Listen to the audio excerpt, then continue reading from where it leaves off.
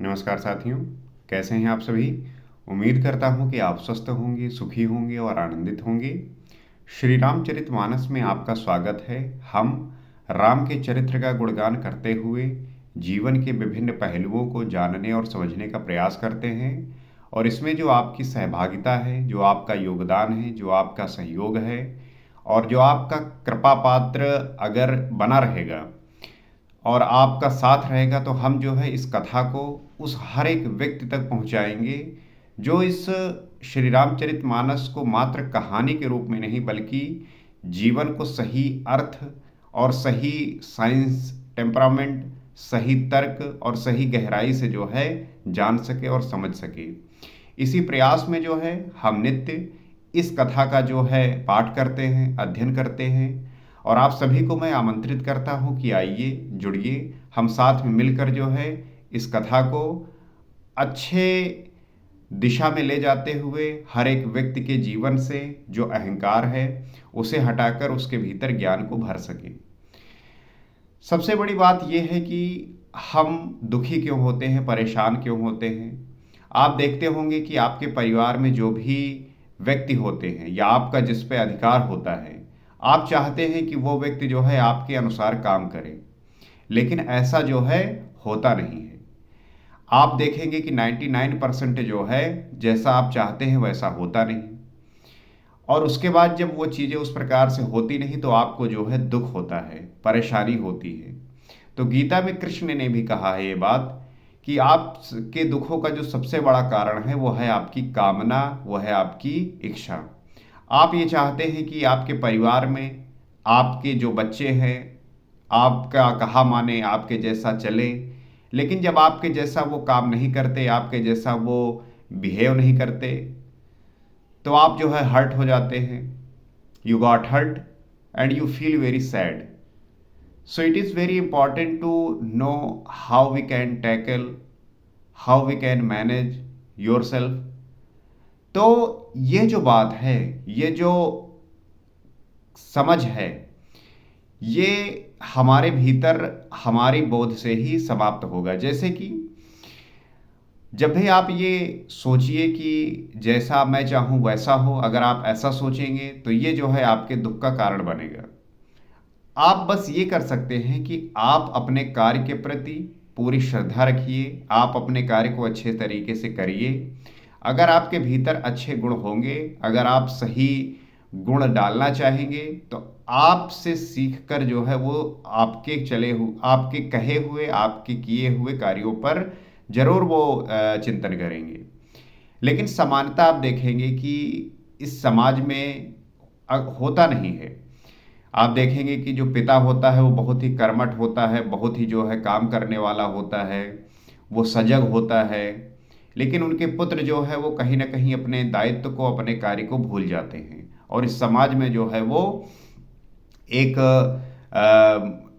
ऐसे रूप में प्रकट होते हैं जो कि समाज का ही दोहन कर रहे होते हैं, उसे ही जो है नष्ट कर रहे होते हैं। तो हम अगर ये चाहेंगे, सबसे बड़ी बात तो ये है कि आपकी जो इच्छा है, कामना है, वो किसी भी चीज़ को लेके हो, वही जो है आपके परेशानी का कारण है। अगर हमें परेशान होने से बचना है, अगर हमें दुखी होने से बचना है, तो जो हमारी इच्छाएं और कामनाएं हैं उनका त्याग करना ही होगा।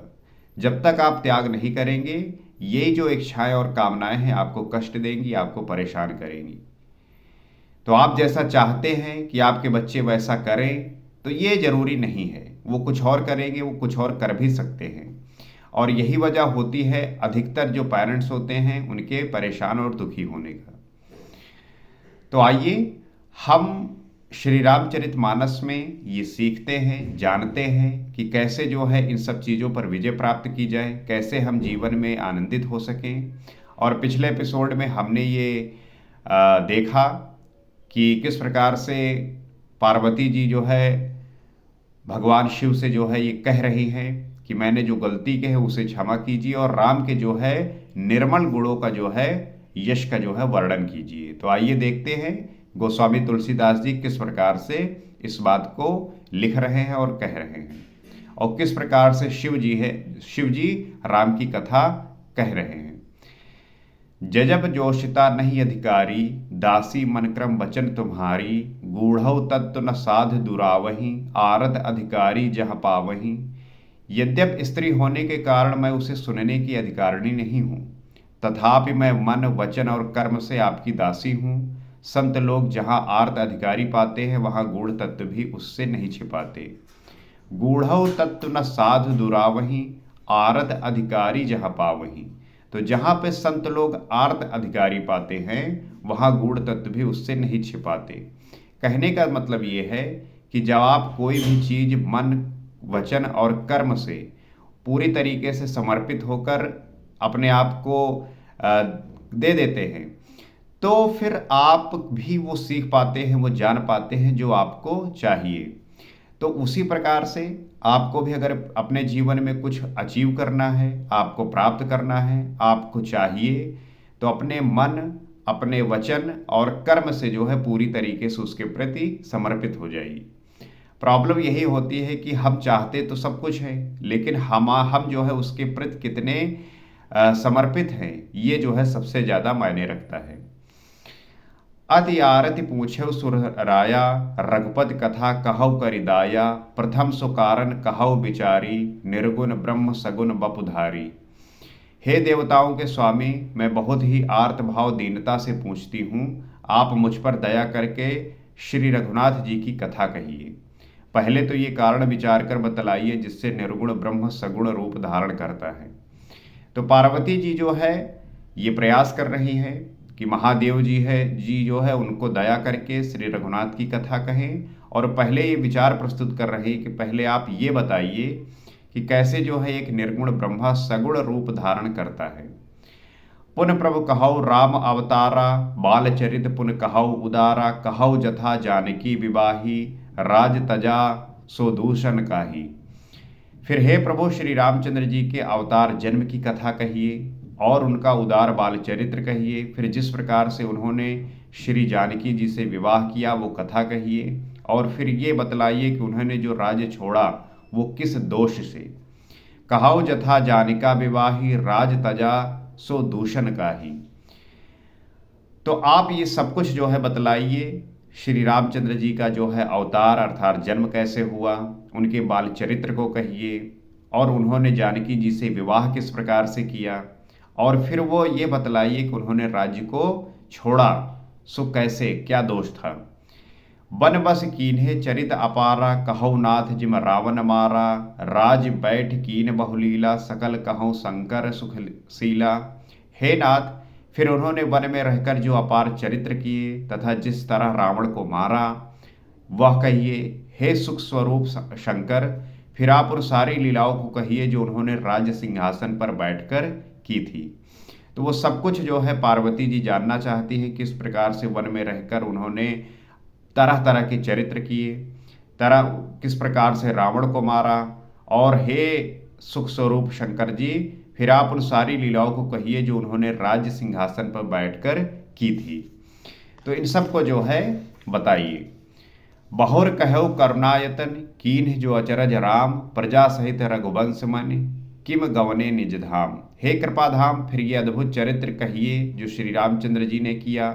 वह रघुकुल शिरोमणि कृपा सहित प्रजा सहित किस प्रकार अपने धाम को गए, और बाद में जो है राज्य करने के बाद अपने पूरे प्रजा के सहित अपने धाम को किस प्रकार से गए।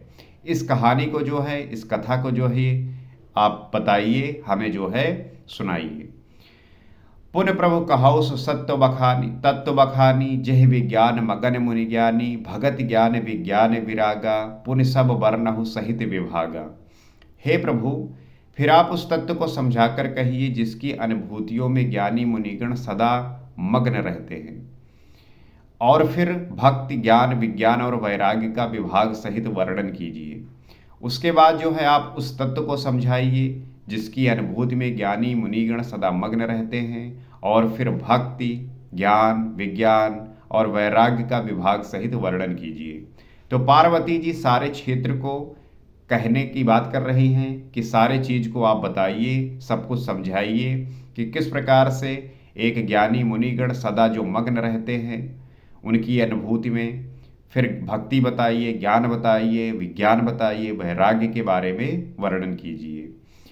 औरव राम रहस्य अनेका, कहौ नाथ अति विमल विवेका। जो प्रभु मैं पूछा नहीं होई, सो दयाल राखौ जनि गोई। श्री रामचंद्र जी और भी जो अनेक रहस्य छिपे हुए भाव अथवा चरित्र हैं उनको कहिए। हे नाथ, आपका ज्ञान अत्यंत निर्मल है। हे प्रभो, जो बात मैंने ना भी पूछी हो, हे दयाल, उसे भी आप छिपा न रखिएगा। तो श्री रामचंद्र जी और भी जो अनेक रहस्य छिपे हुए भाव अथवा चरित्र हैं उनको कहिए। हे नाथ, आपका ज्ञान अत्यंत निर्मल है। तो उस बात को मैंने ना भी पूछी हो, हे दयाल, उसे भी आप छिपा के ना रखिएगा।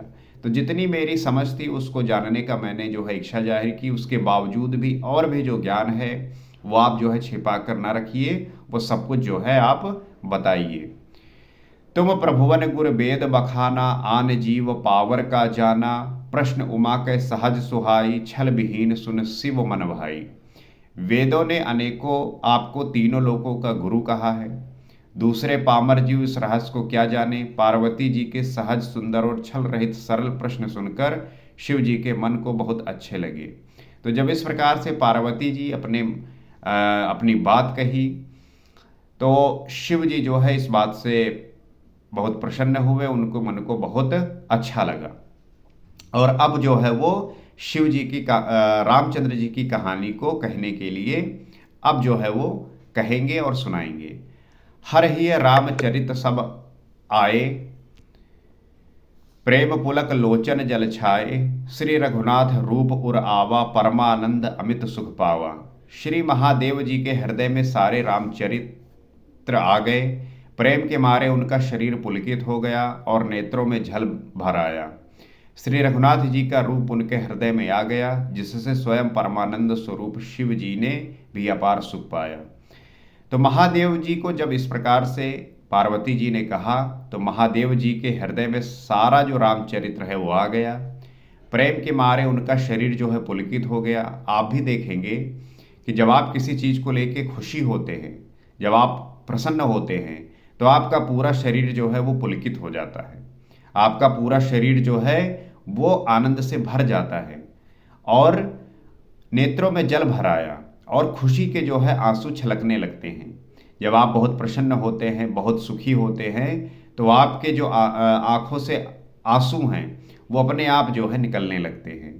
श्री रघुनाथ जी का रूप उनके हृदय में आ गया, जिसे स्वयं परमानंद स्वरूप शिव जी ने भी अपार सुख पाया। जब इस प्रकार का स्वरूप शिव जी के हृदय में आया तो स्वयं परमानंद स्वरूप शिव जी भी जो है अपार सुख को प्राप्त हुए, उन्हें भी जो है ये महसूस हुआ। मगन ध्यान रस दंड जुग, पुण्य मन बाहेर कीन। रघुपत चरित महेश तब, हर्षित बरने लीन। शिव जी 2 घड़ी तक ध्यान के रस आनंद में डूबे रहे। फिर उन्होंने मन को बाहर खींचा और तब वे प्रसन्न होकर श्री रघुनाथ जी का चरित्र वर्णन करने लगे। तो 2 घड़ी के लिए मगन ध्यान रस दंड जुग, पुण्य मन बाहिर कीन। थोड़ी देर के लिए जो है वो ध्यान के रस में डूबे, फिर उन्होंने मन को जो है बाहर खींचा और तब वे प्रसन्न होकर श्री रघुनाथ जी की कथा जो चरित्र है उसका वर्णन करने लगे। अब हम अगले एपिसोड से श्री राम के चरित्र का जो है वर्णन प्रारंभ करेंगे और आप जो है इसका आनंद लेने के लिए आप इस चैनल से जुड़ सकते हैं, क्योंकि नित्य जो है हम इस पे जो है चर्चा करते हैं, इसका वर्णन करते हैं और हमारी जो है इतनी बुद्धि नहीं है कि हम उनके चरित्र का वर्णन कर सकें। लेकिन जो भी सूक्ष्म हमने जाना है, हम जो पढ़ रहे हैं, जो अध्ययन कर रहे हैं, उसी को हम जो है जानने का, समझने का प्रयास कर रहे हैं। और आपकी कृपा इस पे बनी रही तो हम जरूर जो है कुछ ऐसे मंत्र सीख पाएंगे, कुछ ऐसा ज्ञान सीख पाएंगे, वैराग्य सीख पाएंगे जो हमारे जीवन के लिए बहुत ही उपयोगी होगा और हमें जो है आनंद से भर देगा। तो मैं आशा करता हूं कि आप इस कथा का आनंद ले रहे होंगे और इसको जो है अपने जीवन में उतारेंगे। श्री रामचरितमानस हर किसी के घर में होगी। आप इसे जो है उठाइए, पढ़िए और आप इसको पढ़ते हुए इसको ध्यानपूर्वक समझिए।